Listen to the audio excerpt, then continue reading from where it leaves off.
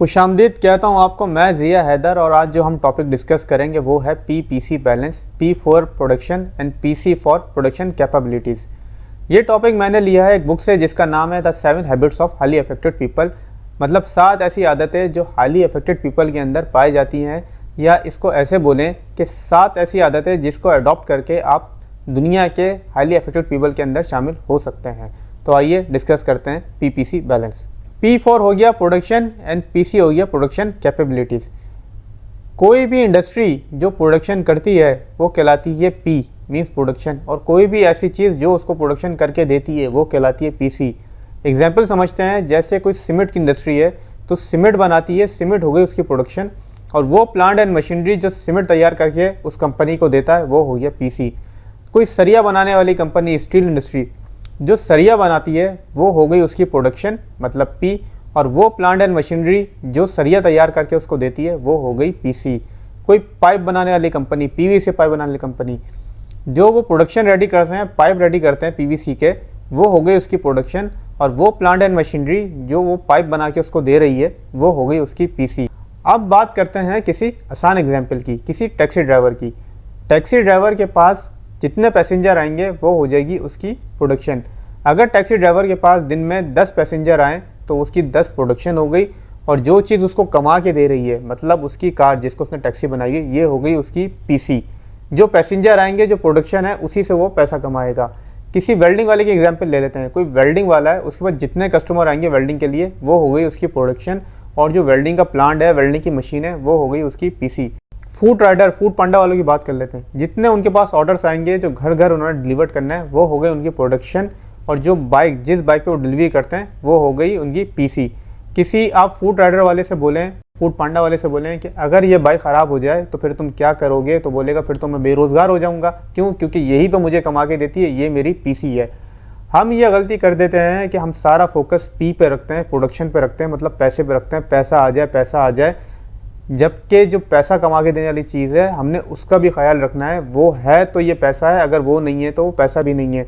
अगर pizza food centre के अंदर ओवन ख़राब हो गया तो उस दिन वो रेस्टोरेंट बंद होगा, और जिस दिन रेस्टोरेंट बंद होगा उस दिन कोई प्रोडक्शन नहीं होगी, कोई पिज़्ज़ा नहीं बनेगा, कोई पिज़्ज़ा नहीं बनेगा तो कोई पैसा नहीं कमाएगा उस दिन वो रेस्टोरेंट।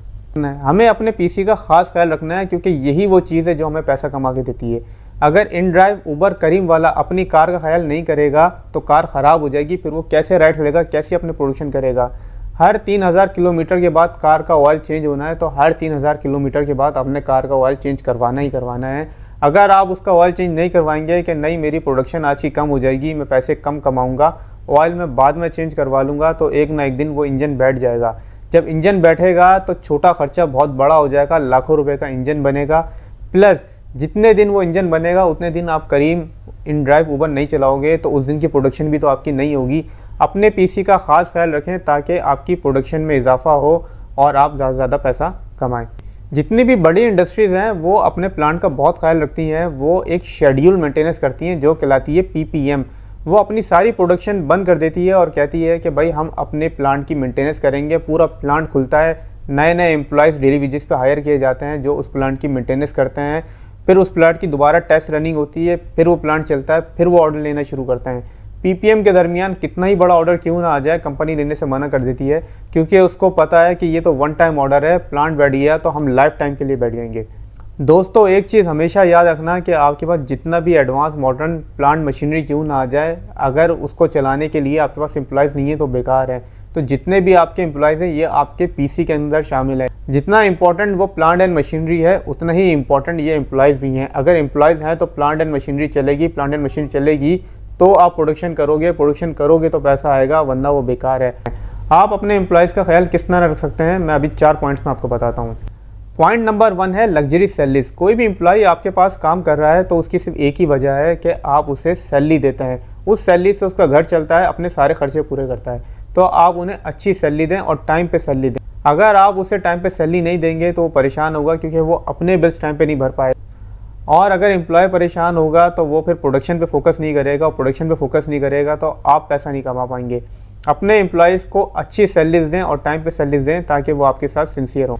पॉइंट नंबर 2 है फ्लेक्सिबल वर्किंग आवर्स। अगर आपका एम्प्लॉय आपसे कोई रिक्वेस्ट करता है कि मेरी कोई डोमेस्टिक प्रॉब्लम है जिसकी वजह से मैं सुबह की टाइमिंग पर एक हफ्ते के लिए नहीं आ सकता तो कोई प्रॉब्लम नहीं है, आप उसको परमिशन दे दें, आप उसको वर्क फ्रॉम होम कर दें एक हफ्ते के लिए, बोलें ठीक है कोई मसला नहीं है, तुम पहले अपने परेशानी सॉल्व कर लो, उसके बाद आके हमें ज्वाइन कर लेना, या किस टाइम पर तुम आ सकते हो उस टाइम पर आकर हमें ज्वाइन कर लो या वर्क फ्रॉम होम कर लो। उसको ऐसा फील लगे कि ये मेरी अपनी कंपनी है, ताकि वो आपकी प्रोडक्शन का ख्याल रखे और आप ज़्यादा से ज़्यादा पैसा कमाएं। पॉइंट नंबर 3 है सपोर्टिंग हेल्थ इंश्योरेंस। अपने एम्प्लॉयज़ को ये सर्विस ज़रूर प्रोवाइड करें। हर बड़ी कंपनीज ये सर्विस प्रोवाइड करती है कि किसी भी थर्ड पार्टी कॉन्ट्रैक्ट से आदमजी इंश्योरेंस, EFU या किसी से भी एक कार्ड प्रोवाइड कर देती है कि जब भी आपको कोई हेल्थ रिलेटेड इशू हो, कोई एडमिशन का केस हो, तो आप इजीली किसी भी हॉस्पिटल में जाके ये कार्ड सबमिट करवाएं और अपना इलाज करवा लें। क्योंकि जब भी हेल्थ रिलेटेड इशू होते हैं उसको आपके एम्प्लॉय को या आपके एम्प्लॉय के किसी फैमिली मेम्बर को, तो उसका सारा बजट आउट हो जाता है। हेल्थ के इश्यूज़ ऐसे होते हैं जिसके अंदर इंसान पैसा नहीं देखता, घर की हर चीज़ बेचने को तैयार हो जाता है कि सिर्फ और सिर्फ मेरा ये हेल्थ रिलेटेड इशू जो है ये सॉल्व हो जाए। तो ये सर्विस आप हर एम्प्लॉय को प्रोवाइड करें ताकि वो एक मेंटली तौर पे फ्रेश हो कि कभी कोई ऐसी प्रॉब्लम आएगी तो मेरे पास ये कार्ड है, मेरी कंपनी का दिया हुआ कार्ड है, जो मेरी कंपनी ने मुझे सपोर्ट में दिया हुआ है कि कभी भी कोई मसला होगा तो मैं इस कार्ड के थ्रू अपना या अपने फैमिली मेम्बर का इलाज करवा लूँगा और मेरे पे कोई फाइनेंशियली बर्डन भी नहीं आएगा, तो वो आपके साथ ज़्यादा सिंसियर होगा। पॉइंट नंबर 4 है सेलिब्रेटिंग अचीवमेंट। जब भी आपकी कंपनी कोई सक्सेस हासिल करे, कोई अचीवमेंट हासिल करे, तो याद रखें वो सक्सेस सिर्फ उन एम्प्लॉयज़ की वजह से आई है जिन्होंने दिन रात मेहनत करके उस टारगेट को अचीव करने में आपका साथ दिया है। आज कंपनी अगर इस जगह पहुंची है तो सिर्फ उस एम्प्लॉयज़ की वजह से पहुंची है। कोई भी ऐसी अचीवमेंट आप अकेले नहीं करें, बल्कि उन एम्प्लॉयज़ को अपने साथ शामिल कर, जैसे कोई इवेंट ऑर्गेनाइज करें और तमाम एम्प्लॉयज़ को विद फैमिली उसके अंदर आप इन्वाइट कर लें और उनके साथ उस अचीवमेंट को सेलिब्रेट करें। देखें, अगर आप एम्प्लॉयज़ का ख्याल रखेंगे तो एम्प्लॉयज़ आपका ख्याल रखेगा। देखें, अगर आप एम्प्लॉयज़ का ख्याल रखेंगे तो एम्प्लॉयज़ प्रोडक्शन का ख्याल रखेगा, प्रोडक्शन का ख्याल रखिएगा तो ज़्यादा से ज़्यादा पैसा कौन कमाएगा, ज़्यादा से ज़्यादा पैसा आप कमाएंगे।